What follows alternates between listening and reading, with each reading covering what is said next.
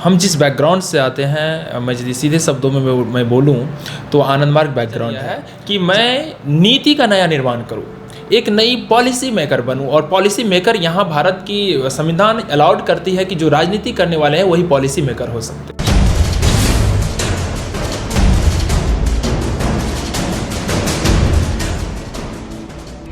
आप देख रहे हैं मधेपुरा लाइव न्यूज और मैं हूं अमित कुमार।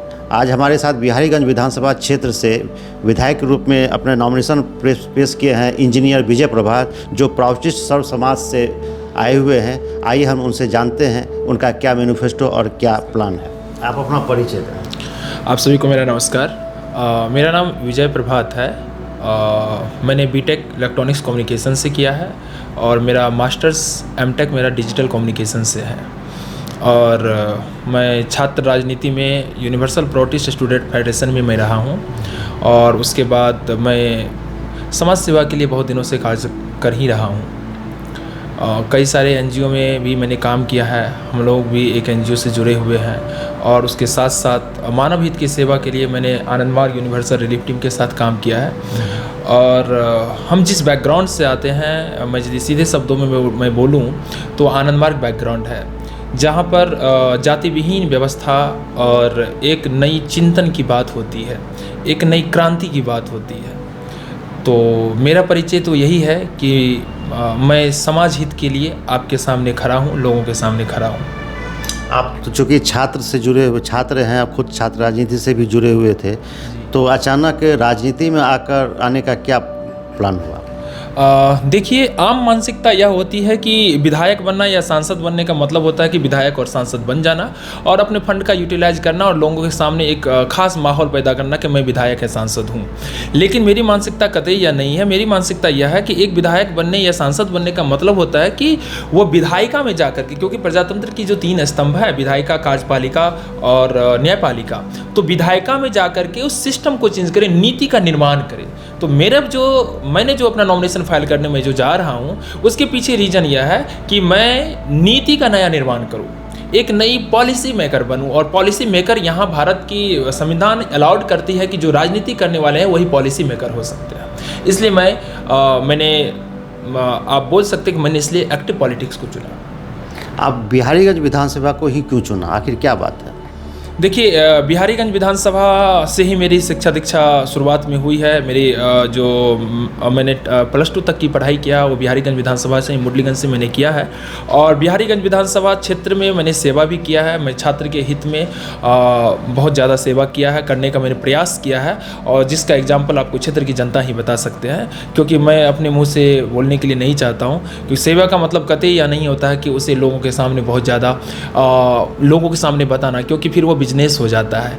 मेरा मतलब यह है कि मैं राजनीति में जाने का मतलब है कि सेवा, नया बेहतर से बेहतर सेवा कर पाऊँ, नीति में चेंज करके सेवा कर पाऊँ। सिर्फ ऊपर वाला तात्कालिक सेवा, कुछ बांट के, कुछ खिला के, कुछ दिखा के, वैसा सेवा से मैं कतई ताल्लुकात ये नहीं बोल सकता हूँ कि वही जनहित का सेवा हो जाता है।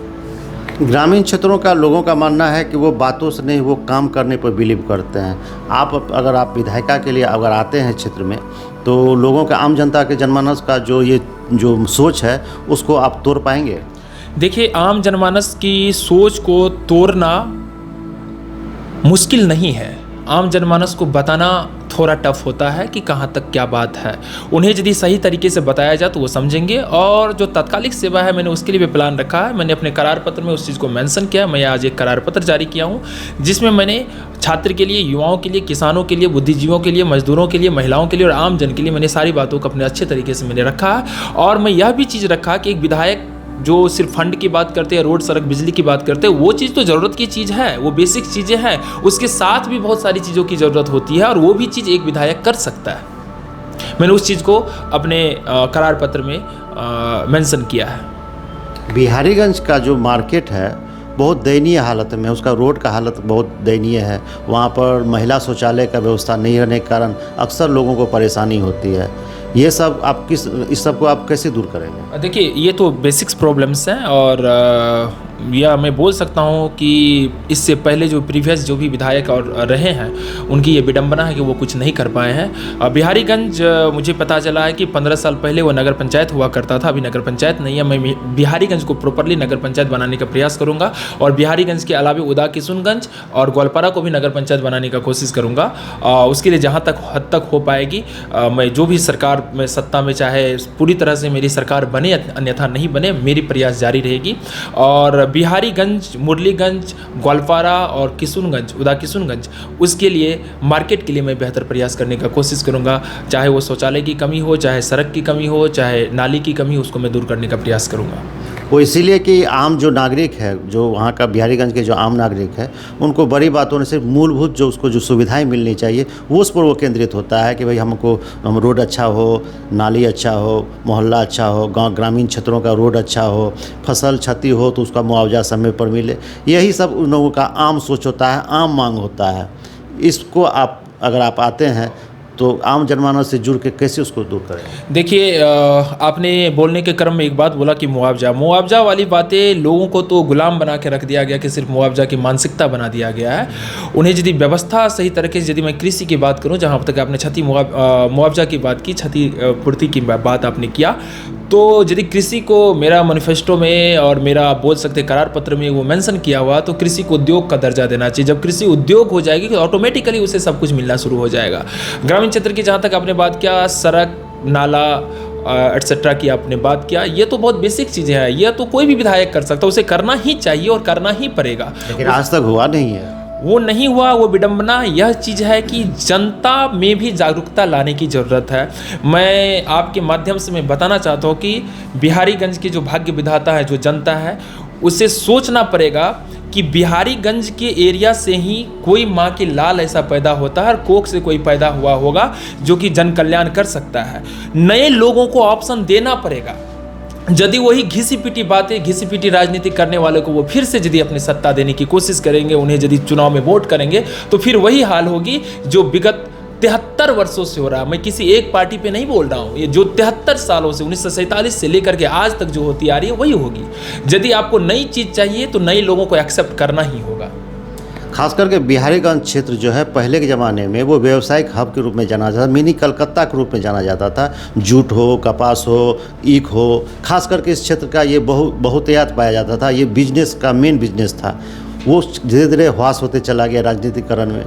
तो आप हमको बताइए कि आपके आने से क्या ऐसे उद्योग धंधे लगाने पर आप जोर देंगे जिससे आम जो यहाँ का जो लोकल जो युवा है उनको रोज़गार मिले, कहीं बाहर पलायन न करना पड़ा? इसमें दूसरा मेरा तो पहला ही सिद्धांत है कि 100% रोज़गार दिलाना, और 100% रोज़गार के लिए लोकल में कृषि के आधार पर, और जो लोकल, जैसे मैं एक एग्जांपल बताना चाहता हूँ, जैसे हमारे यहाँ मक्का की खेती बहुत होती है, तो मक्का आधारित उद्योग यदि हमारे क्षेत्र में लगेगा तो लोगों को ऑटोमेटिकली रोज़गार मिलना शुरू हो जाएगा। और वो उद्योग जो लगेगा वो सिर्फ एक नहीं कि व्यक्तिगत उद्योग होगा, उस उद्योग का मतलब होगा सहकारिता आधारित उद्योग, जिसमें कि कई सारे लोग होंगे जिनका मालिकाना हक होगा, उनका मजदूराना भी होगा। यह डिफरेंट टाइप की चीज़ है, ये डिफरेंट टाइप की पॉलिसी, मैं उसी पॉलिसी का बार बार जिक्र करता हूँ। यह प्रोग्रेसिव यूटिलाइजेशन थ्योरी की बात है। या यदि आप मैं जनता से बताना चाहता हूँ कि साम्यवाद और पूंजीवाद और तथाकथित समाजवाद, जो कि जातिगत समाजवाद है, उससे बाहर निकल करके वो सोचे कि एक नई चीज़ भी है, नई विजन भी है, उनको समझे। और इतने साल, जब आप 73 साल गंवाए हैं, तो 5 साल आप मान के चलिए, अपने दिल पे हाथ रखिए और सोचिए कि 5 साल मैं गंवाने के लिए तैयार हूँ। यदि मैं ना बदल दूँ तो फिर मुझे आपको जो करना होगा वो आप करना।